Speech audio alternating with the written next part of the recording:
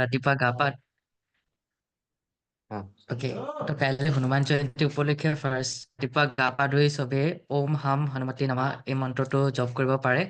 পাৰিলে 108 টাইম জপ কৰিব লাগে আৰু লাইফত যদি আমি কিছুমান এনেকুৱা বাধা পাই আছো আমি যিবিলাক কাম কৰিব বিচাৰিছো সেইবিলাক হোৱাগৈ নাই তেতিয়াহ'লে 11 শিলা আহতৰ পাত ল'ব লাগে পিপল লিফ তাতে চন্দনৰ পেষ্টাৰে আৰু তুলসীৰ কলম লৈ ৰাম ৱৰ্ডটো লিখিব লাগে হিন্দী ইংলিছ নাইবা অসমীয়া যিকোনো লেংগুৱেজতে লিখিব পাৰে আৰু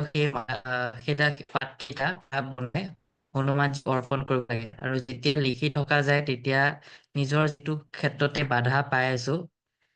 সেই বস্তুটো মানে ভিজুৱেলাইজ কৰি থাকিব লাগে বা হনুমানজীক প্ৰে কৰিব লাগে যে মই এই কামটোত সফল হ'ব পৰা নাই তুমি প্লিজ মোক হেল্প কৰক তেনেকে মানে কৈ লৈ সেই মালাডাল ইণ্টেনশ্যন ৰাখি হনুমানজীক অৰ্পণ কৰিব পাৰে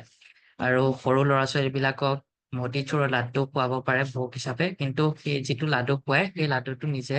গ্ৰহণ কৰিব নালাগে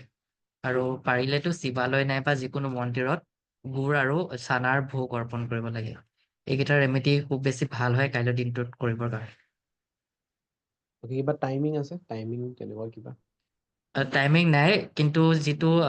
হনুমানজীৰ মন্দিৰত আহঁতৰ পাত দিয়াটো সেইটো 4:30 PM আগত কৰিব লাগে ঠিক আছে কাৰোবাৰ কিবা কুৱেশ্যন আছে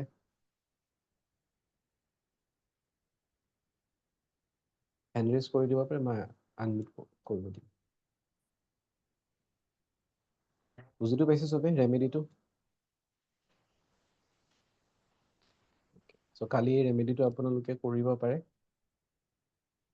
আৰু উইথ ইণ্টেনশ্যন সদায় উইথ বিলিভ কৰিব যাতে ৰিজাল্ট আপোনালোকে পায় ঠিক আছে ত' চবে আনমিউট কৰি পিনে এবাৰ কপিলক থেংক ইউ কৈ দিব Thank you, Kapil. Thank you. Thank Kapil. you. Thank you.